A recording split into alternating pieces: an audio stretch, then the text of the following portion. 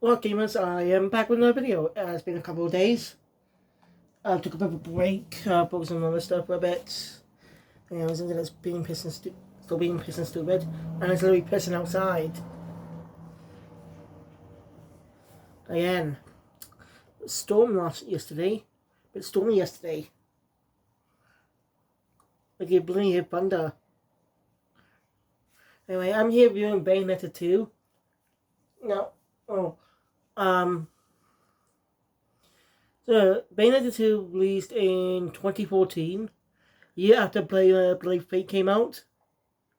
I think the movie was only made just to help, just as a promotion, as a sort of recap for fans. You know, some changes that does give a recap for fans. What happens next? So they can prepare for the next game. But there's a problem with that. See, Bayonetta 1 came out on PlayStation 3 back in 2009. I'm not sure about Xbox 360, but I do know it came out on PlayStation 3 back in 2009. But the sequel in 2014 was published on Nintendo Wii U. Yeah. Bayonetta, a game rated PEGI 18 here in the UK, is on this family-friendly console. You hear the irony in that? Sony is being Nintendo, the old Nintendo right now.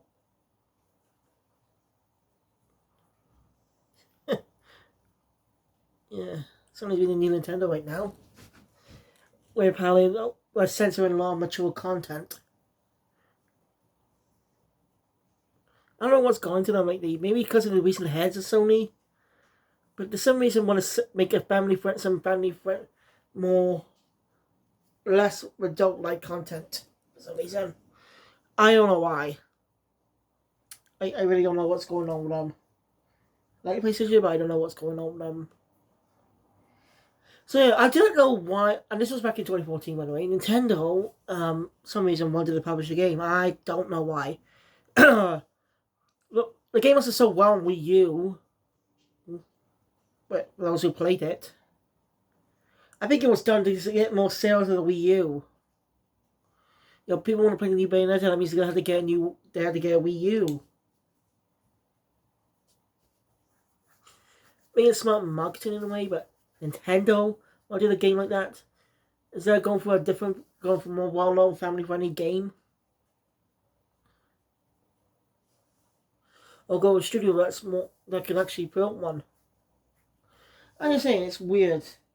And that's why all the other Bayonetta games are not available on PlayStation 5. Unlike Bayonetta 1. So that means I want to play Bayonetta 2 and 3, I'm going to have to buy it on the Switch. I'll definitely rebuy Bayonetta 1 as well, because I love that game, okay? It was fun, I really want to give it a replay. You know, freshen myself up on the games. Right, off topic. Let's just get back to the topic. I may pause to go down and make some dinner. So the episode of... sorry.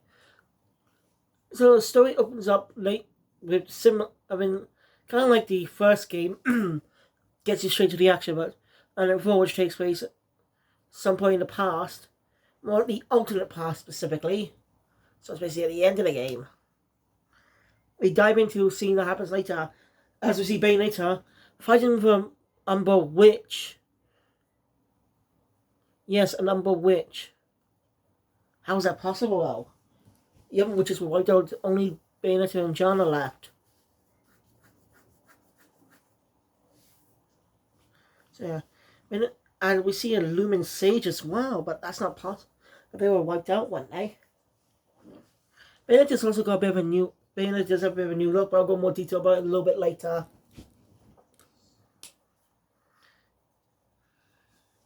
You know? Bayonetta's being her usual self. And she's saying the last Lumen Sage she bought when shut up for 20 minutes.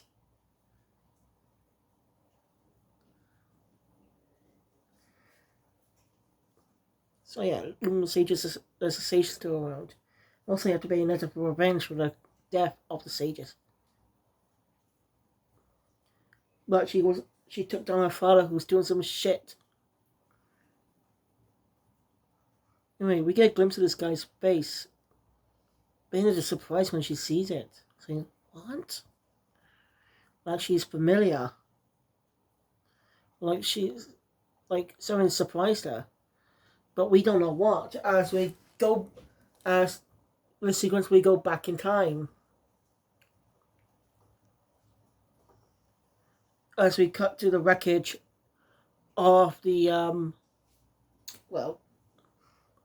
of the, like, of the final boss of the game, where Bayonetta's brother,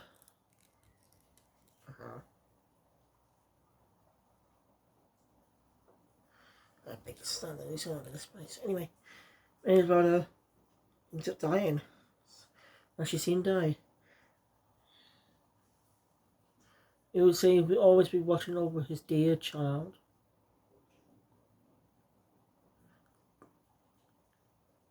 Okay, that's weird. In the movie, he actually regretted what he kind of did regret what he did after pissing off his own daughter. He realized how much of a bad guy he was before dying. If you're interested, go check out the movie you can get on DVD and Blu-ray. I do have the UK Blu-ray, but I didn't watch it because I wasn't really paying it at the time. So, yeah. Anyway, this is good. During the opening scene, there was a narration about the eyes of Arius, left eye of the, which the left and right eyes, that more detailed, which obviously seems to be the eyes witches and sages had.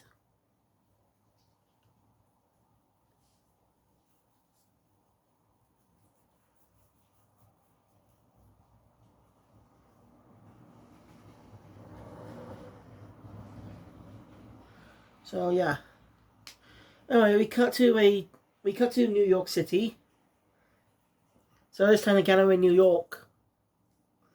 Is that a specified little city the guy went in previous game?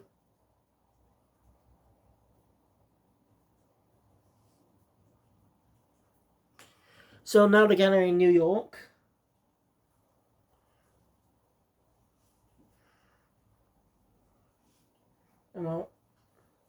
Enzo is basically complaining to Bayonetta. He was wearing a big white dress. And you know she has shorter hair now. So it seems Bayonetta got a haircut. And it's December, so we know some time has passed since the first game. We don't know what time the first game took place in though. You know how many months have passed? I'm sure Luca will reappear in the game too. So yeah. Enzo's still is always complaining to Bayonetta because he's been her carrier in a way. Jean also shows up, telling Bayonetta that she's been summoned up. Basically wanting her to be careful. Or something. Jean's also got a bit of a new look. She's still in the red outfit she wore in the previous game. And now she has her hair down and it seems longer. And she's once again played by Green Griffin. Now Taylor reprises her role as Bayonetta for now. Yeah, I'll go into more detail, but I'll go to what I remember happened from the previous game. What's going to happen in the next game. I'm going to try my best to remember what exactly happened between that. As the actress got a bit of controversy. I'll get a touch more put that in Bayonetta 3. It's going to be jarring, but just in case it won't be jarring, guys. Anyway.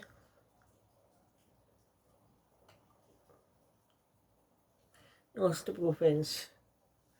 Enzo's... It does mention how much Enzo's changed a bit. He's still a bit of a dick, but he's more an upstanding guy now than previous game. You know, how someone like him, a sleazeball, got a family. He actually does like him. The way he says some bucks is quite interesting. Unbe-fucking-leavable. Instead of Unfucking believable. Some stuff like that. Anyway, it's a passing down the city. The city, sorry. And one of the planes seems to start blowing down and it's heading for the shop Enzo's in.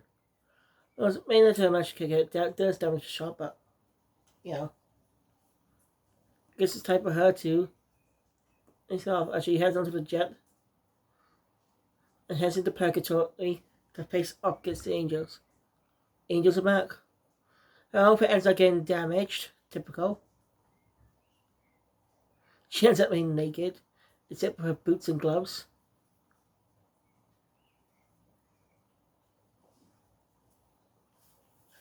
She once again puts on her outfit. Of her hair, obviously, like I mentioned in the previous game. This time, though, she changed her look a bit. Outside the short hair and new glasses, she's also changed her outfit slightly.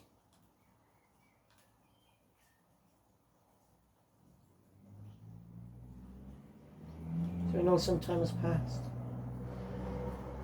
Most likely, she changed her look because of how much she grew. Now, members support changing her look will reflect that. But see, this is going for a different way, Quiet Poachers. Every game, Dante gets a new look.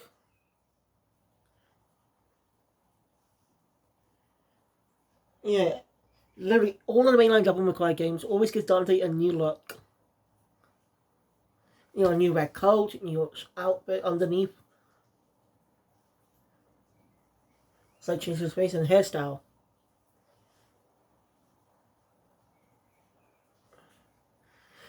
So yeah, anyway, Bayonetta faces against the Angels. She has temporary guns, and they're useless. Of course, Roldan, that's how you pronounce it, comes in and gives Bayonetta new versions of the weapon she got in the last game. This time they're blue. With John's help, they take down the Angels. And the boss fight ensues with a big one. As it's time for one of Bayonetta's usual magic summons. Everything goes well like before, except something goes wrong after the Angels appeared.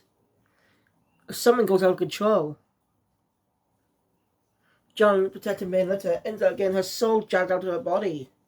And she ends up being dragged down to hell. Not hell. Ends up getting dragged down to the underworld. Bayonetta has no choice but to put down her own summon. With another summon. Thinking that she's held John's lifeless body in her arms. Or saying get since of our new villains. Someone, as we see that looming sage when it start, we actually speaks for the first time, as he holds Bayonetta's lipstick. And mentions he wants revenge against the one who killed the last of his basically killed Bayonetta, the previous lunar sage. He wanted revenge. And also with someone he loved. Okay, I'm sure that'll become clear later on. Well, this doesn't take long.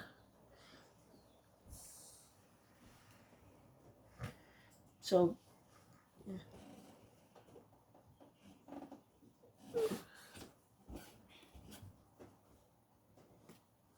So Bayonetta.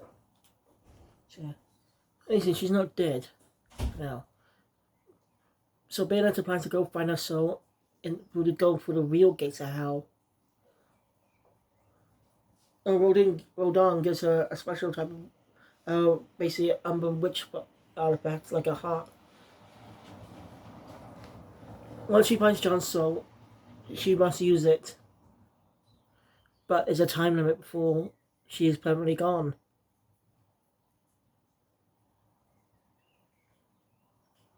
It's a time limit before she's permanently gone. A whole day, so Bayonetta's good race against time. And she ends up dragging Enzo to go to the real gates of hell. See how that goes. Alright. Apologies for the long pause, like very long. 2 hours actually.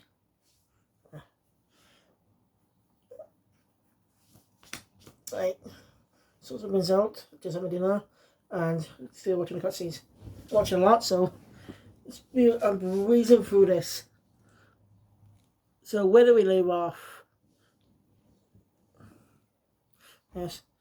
Bayonetta ends up head off to a specific mountain where the gates of hell lie. Angels attacks things. So Bayonetta gets off. Faces off against she explores a bit. And runs into a mysterious young boy fighting off some angels. He defeats it. Basically, Bayonetta's competition is a young man. Typical teasing. Seems this kid's got an English accent too.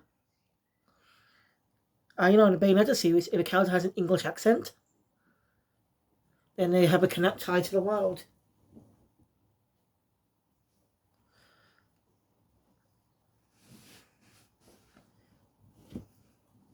So, Bayonetta. So, yeah. Hey. Swan submit. She faces up against another big angel. And she ends up meeting that boy again after defeating it. They make a compromise and agree to work together. He's heading to the mountain as well.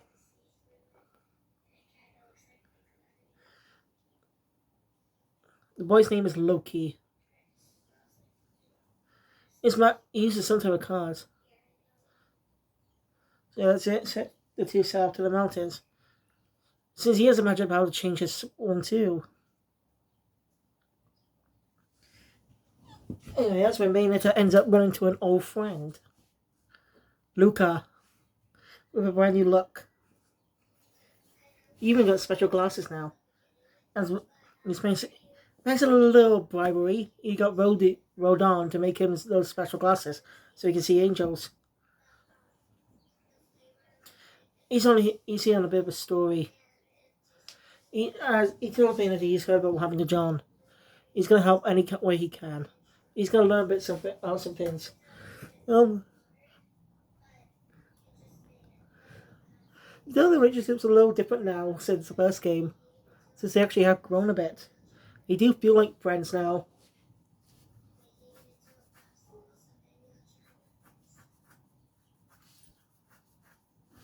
So yeah. Luca makes his leave for now. That's Bayonetta and Loki. After Martin. Loki sees he has some type of powers as well. It's weird. He has some type of catch power. Connection to the remembrance of time. What? We don't know. Seems he doesn't remember much. He's getting major pain. So, too. Maybe I'll tell you there's a relationship between the two. Loki keeps calling Bayonetta love, which is just British slang. Yeah, what? Right, love? So, yeah. So, yeah.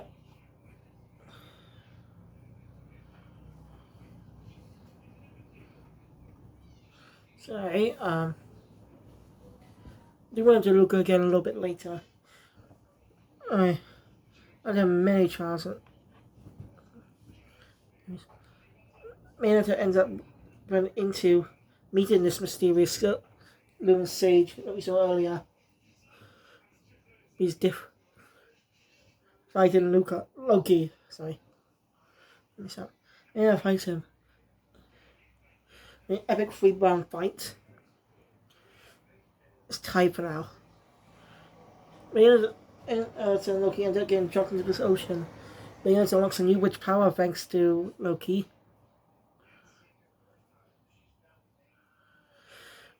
Yeah. The two head up to the top. Only Loki reveals he has no memory of his past.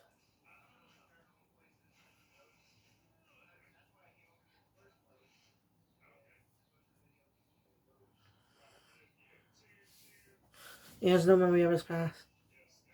So how Bayonetta didn't roar.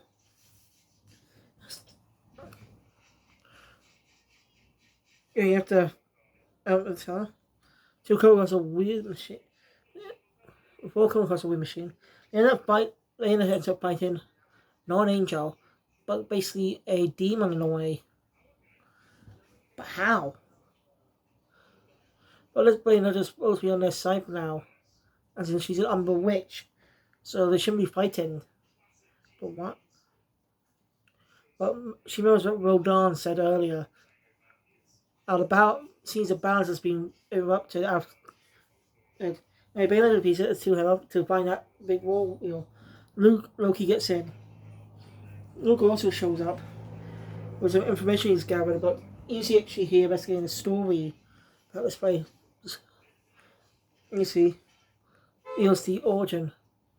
Long time ago, Agent God was in task of protecting the human realm, but he pitied the humans, so gave them power, two stones to get the humans now gain free will thanks to him. Those basically the eyes of the world. They're the eyes of the world. The right and left eye. Right eye of light, left eye of darkness. The eyes from the previous game. There's another connection to the story.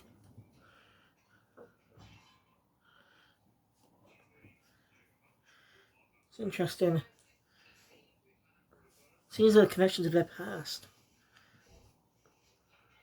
So Bayonetta may have a stake in this after all, other than rescuing John.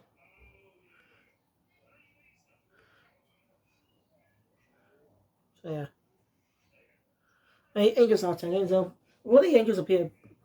They're just he Kit Luca all high in the air before the angels show up. She says they're coming and Kit Luca to save him. It was a little hilarious when it just came out of nowhere. Isn't it? And then tar. And well, Bayonetta eventually has a boss fight with this guy, this sage. And he's cracking his mask. And he somehow has the right eye. But that's not possible. Right eye left this world. The reason that's why the balance is unstable. Bayonetta defeated the last of the Lumen Sages. Her own father. What's this going on? What is going on? Well, something will happen later, maybe. Can't get away from more. Again, stuck too many times by some monsters. To finally arrive at the gates of hell. The time limit is Mina is running out of time. She's got to hurry and rescue John before it's too late. So, why not reach the gates to an ambush by the sage and the one who brought him here in the first place.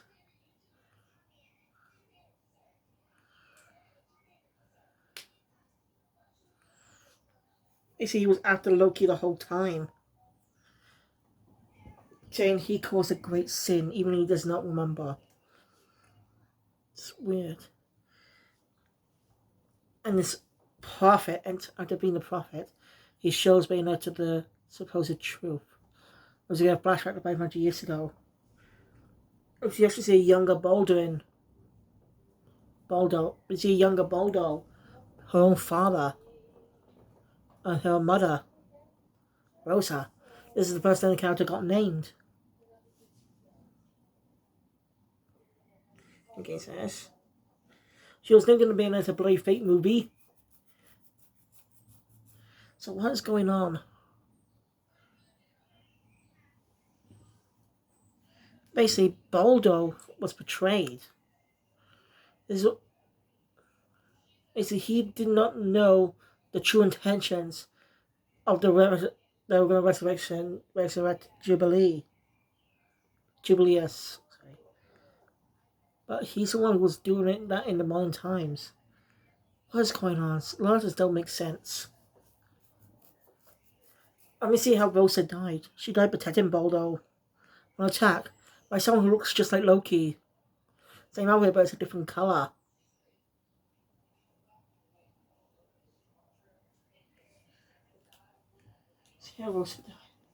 And he's torn away from Rosa by some light pulling upwards.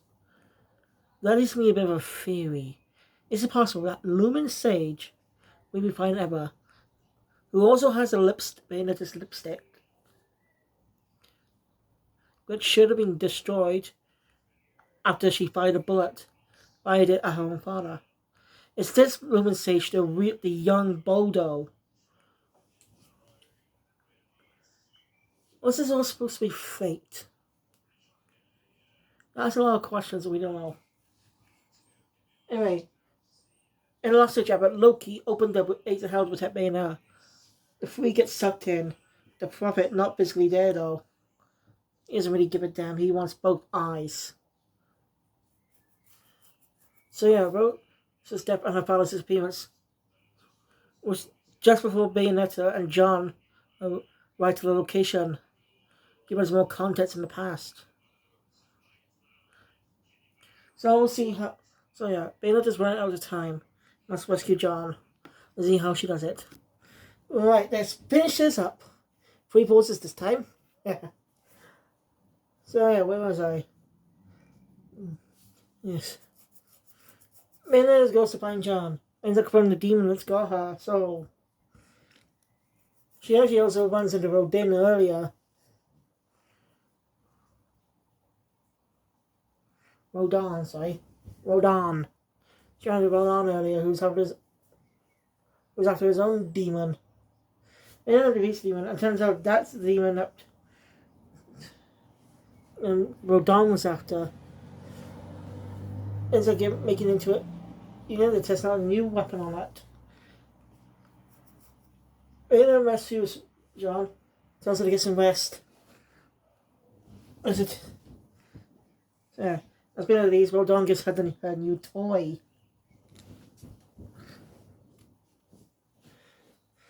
And confronting the Lumio Sage, biting Loki. As rescuing Loki to fight. And his identity is revealed. As Mass Bully crumbles, we need to be Boldin.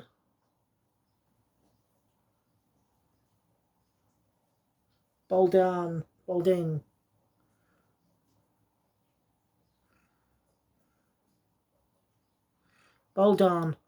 Yeah, Boldin. Basically Bayonetta's father. I was right with the whole fucking theory.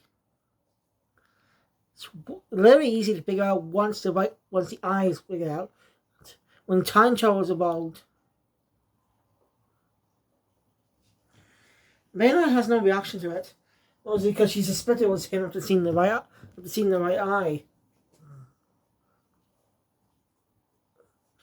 So yeah. About the Smartons happens.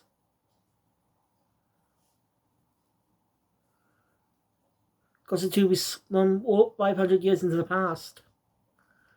To a big red. And the day collapsed. And ends up running to actually runs into her mother. We seem to recognize her straight away.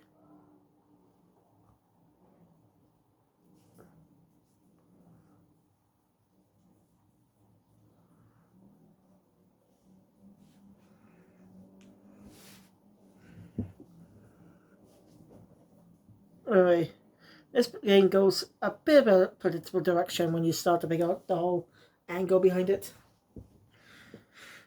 So yeah, we didn't get much interaction between the two, sadly. And turns out the starting fight isn't even bloody canon. What was the whole point? I'm sorry, but what was the damn point?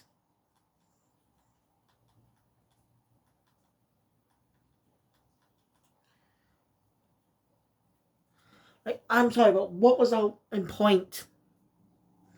I don't get it.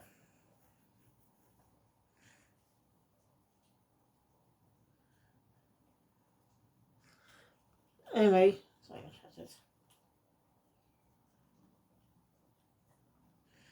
So yeah.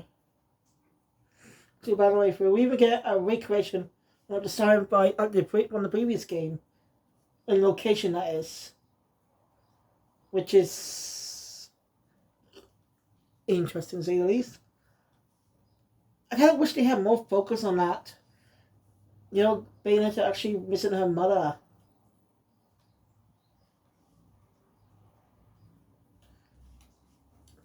I would love to see them properly interact instead of something like brief like that shit. Oh, just missed opportunity. But she had a heartfelt moment with Balder. I'm just keep saying calling him Baldo, simplicity's sake, for Baldo later in the game.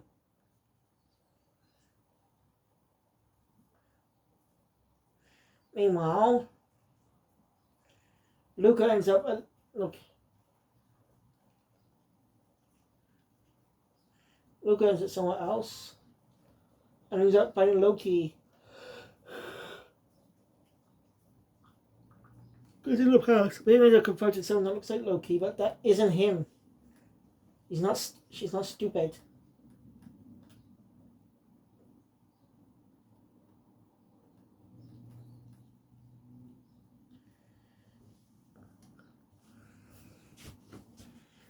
So yeah, and we get a preview that they were once part. Basically, the one who killed Rosa was this half. I said half because he and Loki are part of the same person. Once the same person, but split into a good and evil half.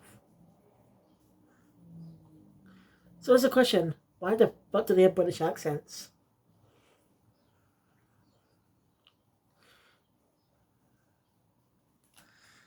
So yeah, Bayonetta's sitting away on her own as she heads back.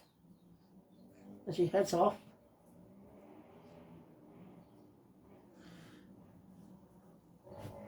Luca's carrying Loki to the top. Loki finally remembers his past.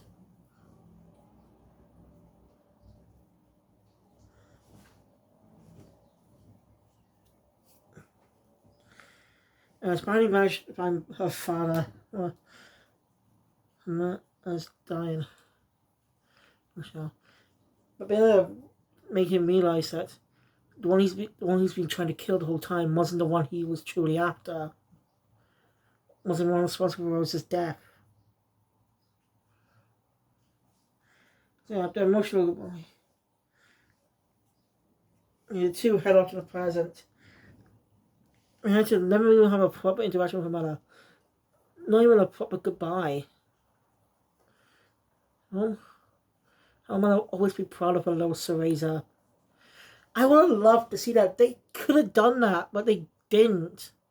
Which is disappointing. Alright, it's been tough to get used to Bayonetta's new hairstyle. Oh, I just need the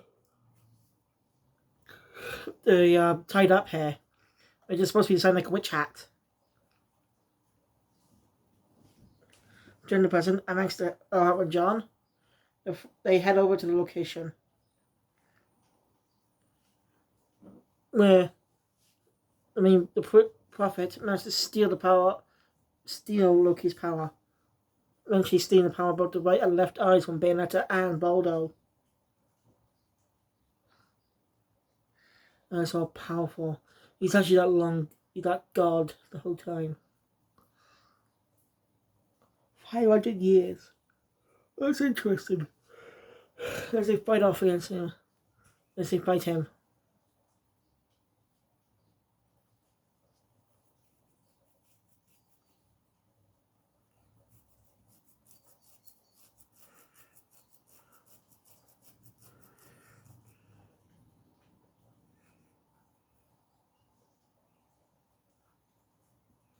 Baldo.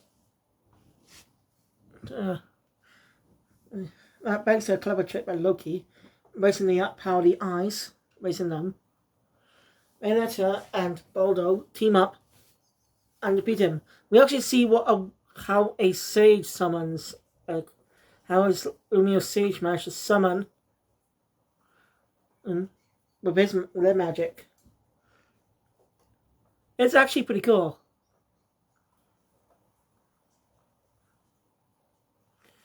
And he managed to separate the body and soul. And the body ends up being defeated, destroyed, thanks to John. Also, but so plans to go, but reborn in another era. So Baldo sacrifices, merges with him in a way. Keep him from ever causing harm. And he already knew Bayonetta was Cereza the whole time. I guess it's about his instinct. He tells his young daughter. He tells his grown-up daughter about it. If he ever loses his way, she will defeat him. Defeat him at all costs. And it's such a way. And it looks similar to what happened at the start of the game. Early on in the game, after that weird non-canon opening segment.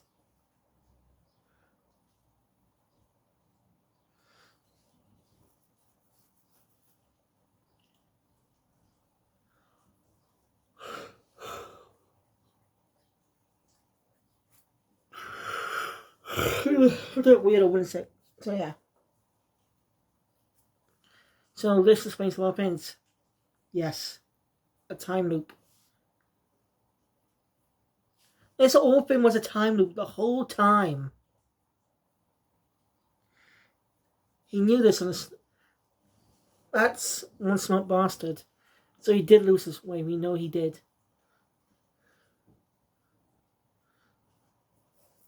And that was kind of bad in the movie's ending.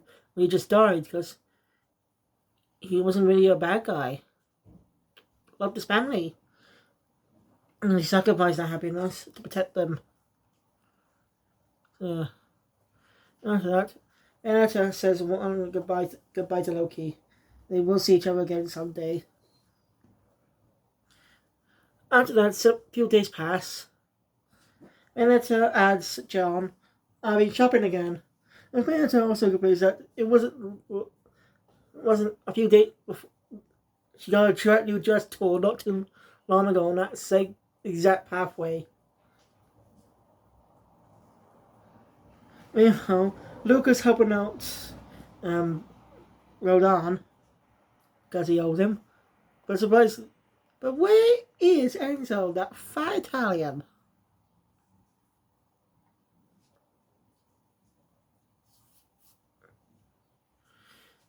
Oh yeah. You can kiss my angels. It's quite funny. So too, I got getting their dresses damaged again. So as the game ends, fighting off the angels, we get a post-credit scene of, oh no, put on that golden mask he had on in the previous game. As Bayonetta seemed to realize it was a time loop. What was going to happen next? So all this was supposed to happen in a way. Confusing, I know. Typical. Are you sure you want to do this though for a sequel? If this other game ends, then that'll be okay, I guess. But we still got one more game to go through in the mainline series and the prequel coming. So thank you guys for watching. I'll see you all next time. See you maybe tomorrow for Bayonetta 3. Thank you. I'll see you guys probably tomorrow. Shin Megami Games out.